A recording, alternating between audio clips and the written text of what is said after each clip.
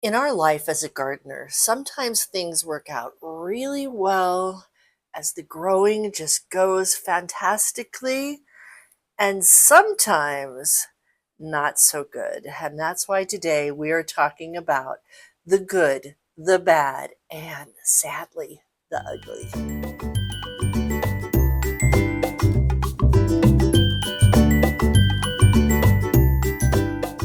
Hello, my friends, and welcome back to my grow room. My name is Sherry. If you are not familiar with me or the Grow You Girl channel, I want to welcome you here. I also want to welcome back our subscribers.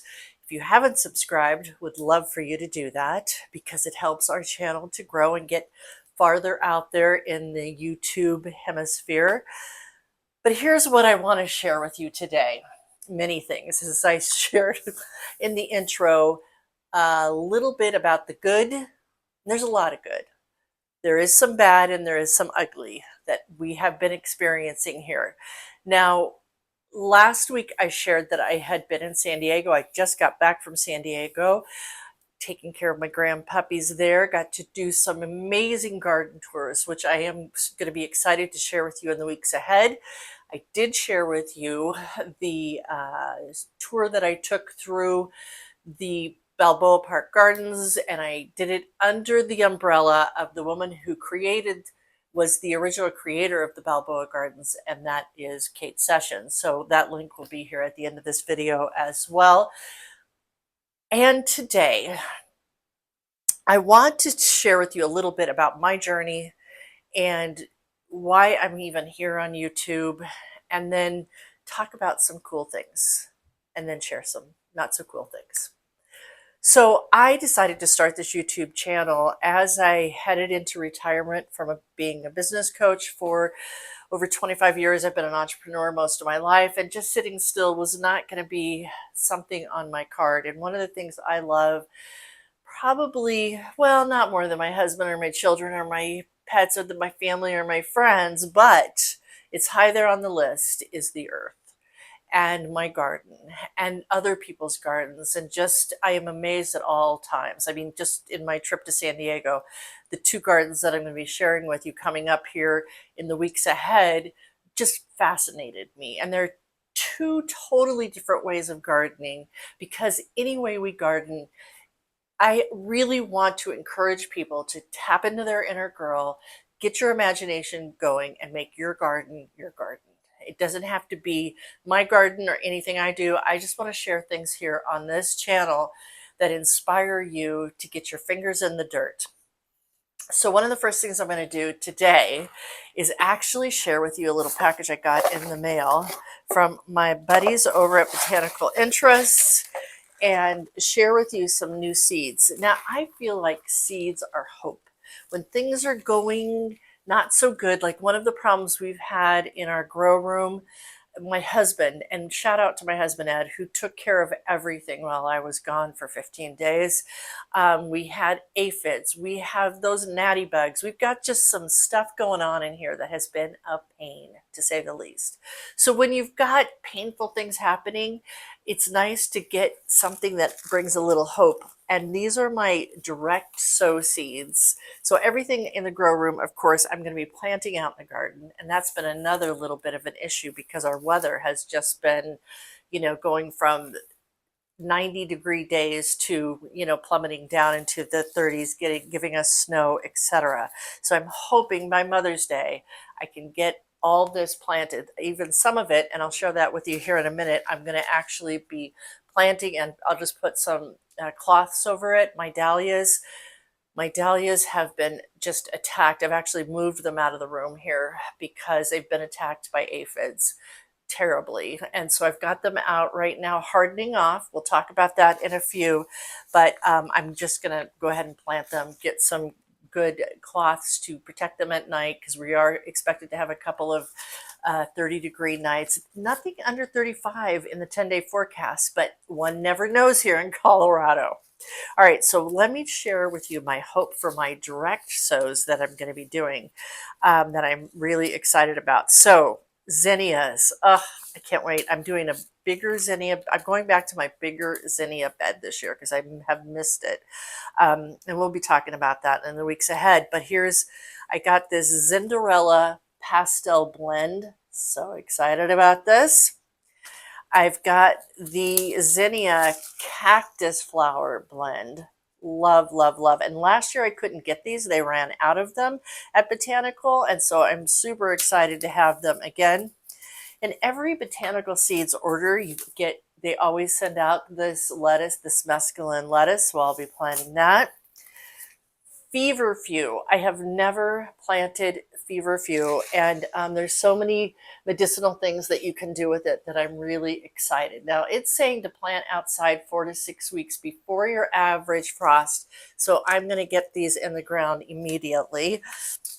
The zinnias, which I also have Thumbelina zinnias, which I love. I will not be putting the zinnias in the ground until probably the third week in May, just because I found it best for them that way. Sweet peas, more sweet peas to go down, and this is called Perfume Delight.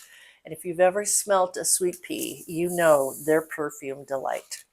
I've got some basil lemon. Love, love, love that. I have some of this purple basil that's growing back here that I'm going to be able to put in with my tomatoes. I had really good luck last year putting basil all around my tomatoes, and just everybody was happy with that.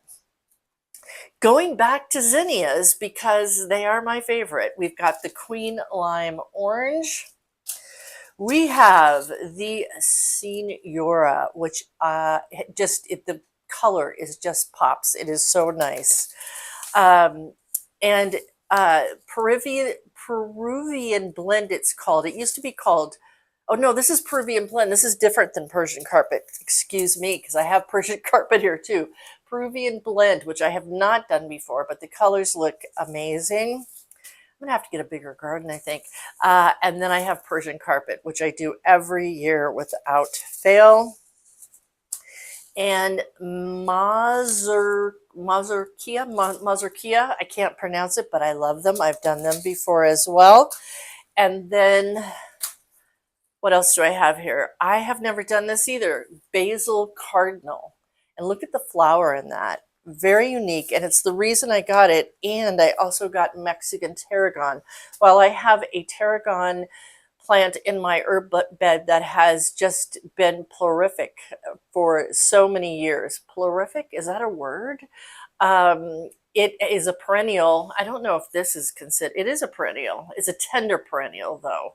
So, there's a difference. Tender perennial means maybe, maybe not. But my other tarragon is a perennial. And I love. So those are here, ready to be planted. And what I will tell you, and I'm going to go through what I've got here in the grow room. I'll flip the camera around and then we'll take a walk outside too and see what's going on in the garden outside. You just don't know. And what I have learned is that, and I keep learning a lesson, you never stop learning in gardening. And if you think that you do and you don't want to learn, maybe gardening isn't for you. But I always keep learning. And I like with my dahlias, I planted them, it said 10 weeks. So I planted them probably mid-February. It was too long. They've been in the house too long. And they just, the bugs are just getting to them. My tomato plants, just about right. They're just now starting to get a little, I don't want to say buggy because I haven't had the problem with the aphids. I'm going to knock on wood as I say this, but they're getting ready here too, but I will not put them in before Mother's Day because I know they are just such a tender plant. So let me go ahead and turn the camera around. If you have any questions, comments, what's going on with you right now as you prepare for the season ahead of us? Some of you who are on the West Coast, I saw the gardens in California, they're popping. Tomato plants are popping. I have a girlfriend who said hers are just humongous right now, but we're a little farther behind here in Colorado. And so let me know where you're at, what's really going for you, and maybe some new seeds that you're trying out this year. I'd love to have that in the comments. So let's go ahead and I will walk you around here, and then we're going to head outside. It's a very cold and gloomy day outside. I keep praying for rain because we need rain in Colorado. We get little sprinkles here and there, but not enough to make. I'm looking up this way because I'm looking out the window. But let's go ahead and take a look around, and I'll tell you what's going on. Okay, so why don't we start off with the things that didn't work out so great? Then we'll get to the better. But these were flowers that I put in here, a variety of different flowers that have done okay. It's the first time I've ever used these. They're supposed to be little jiffy pot things that you're able to put straight into the ground. And but they just dry out too fast. I haven't been very thrilled with them at all. I've got a few things that I can use, like let me get this around here. This is, oh, the nicotinia. These will do good.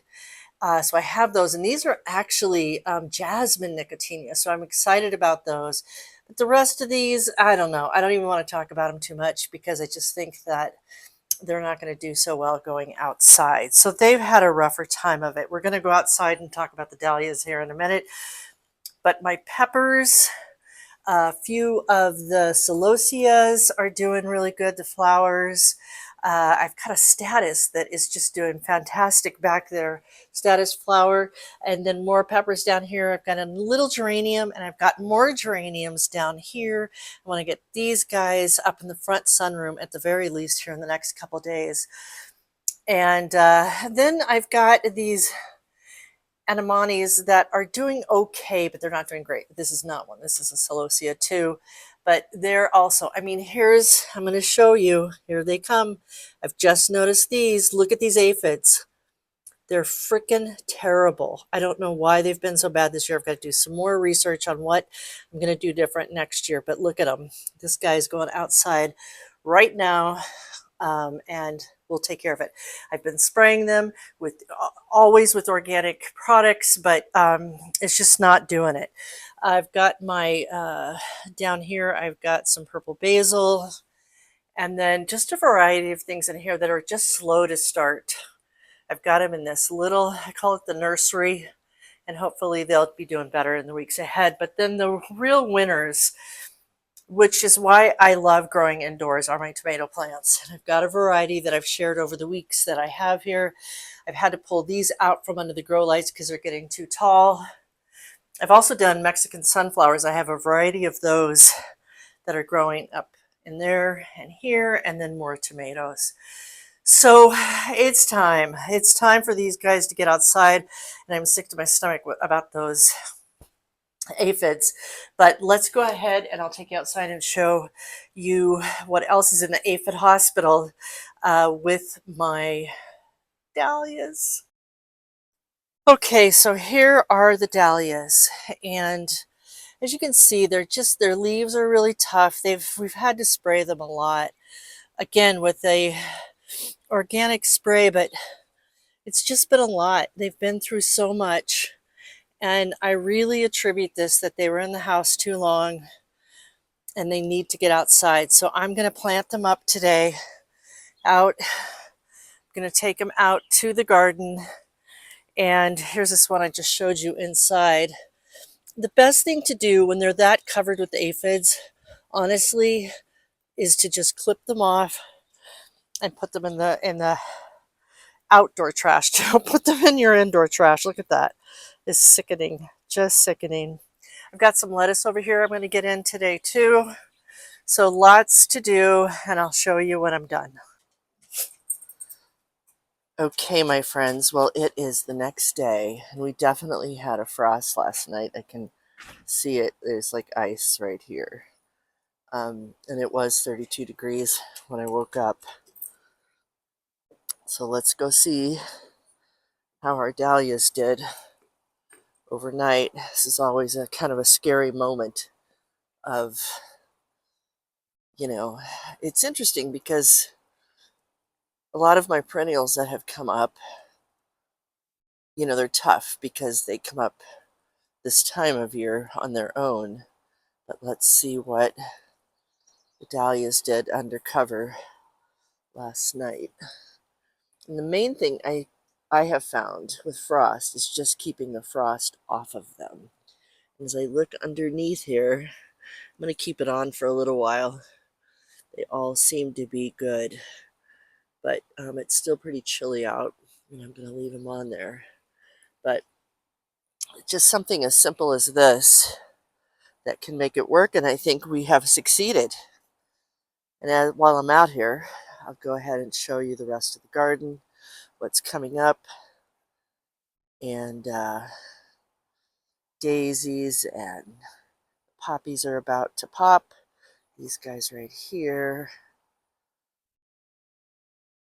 Got quite some fresh snow on the mountains too, which is always a good thing because we've had such little snowpack this year.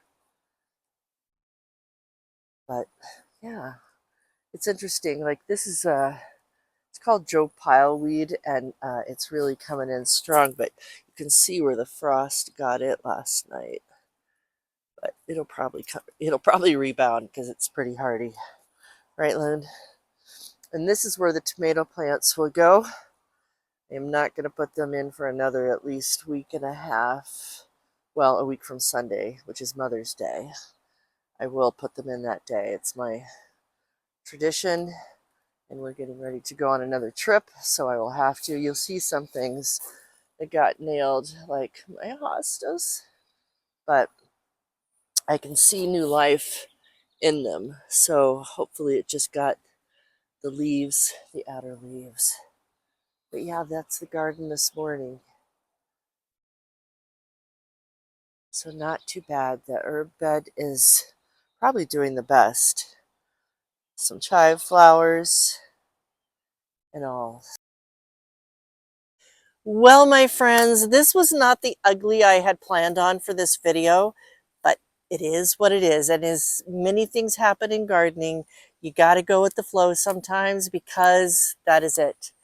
Sad but true. A couple hours after I took the frost cloth off, the frost did get to a good amount of these, probably about 10 of these dahlias. Let me show you up close what I'm talking about. And this is what it looks like when frost hits your plants. They were happy until the frost came, probably around 5 o'clock this morning. It hit 31, and it was significant enough to get them even under the cloth. So these, but there's about 3 or 4 that are okay. But the rest, gonzo, history. So what do you do? What do you do as a gardener if things don't go well? You need to, number one, have a good cry. That's what I did this morning. I had a good cry when I came out here and took off the frost cloth. I had a good cry. Went back in the house, did some things that I had to get done this morning, including a workout and some things. But then it's time to just face the truth. Share the truth with you right now that I'm going to have to pull these out. And my sweet husband, I will show you that my sweet husband did go and get me some dahlias from the local garden center, which was very sweet of him to do. But I will keep these in the house till after Mother's Day, another week and a half or so, depending on the 10-day forecast. And we have to move on. I guess that's the thing that I want to say with the good and the bad and the ugly in the garden is you have to move forward. It's hard sometimes, and there's been instances in the garden when I was just done. Like when, a hailstorm hit the garden, and when I walked out here, it looked like a blender had come and just annihilated my garden. And that took me about a day, maybe 2 days to get past it because it was horrific. It really was horrific, but I cut back what I could and the garden continued on that summer. Do what you can when you can. It's like with anything in life. There's going to be things that we don't expect. There's things that are going on in our country right now that are not making many of us happy, but we've got to keep pursuing what we believe to be our truth and believe what will bring ultimate happiness to our lives. So that's my message for you today. Keep planting, keep growing. I'm going to get some seeds out here. That feverfew I mentioned at the beginning of this video, I'm going to go plant them right now because that gives me hope. That helps me to know that new life will begin again. And that, my friends, is it for this week. Remember to plant often, and please do it with love. And let me know what you're growing in your garden right now. What's happening as you head towards, for those of you who have the frost still looming over your head, let me know how you're dealing with it, what's happening. And next week, we're going to have Rutabaga Gardening tour that I did in San Diego. You're going to love it. And until then, again, take good care and do it with intention. Thanks for growing with us. And we will see you next time. And in the meantime, be sure to like, comment, let us know what really resonated for you in this video. And then, of course, be sure to subscribe at no cost to you and be updated when we have new videos up.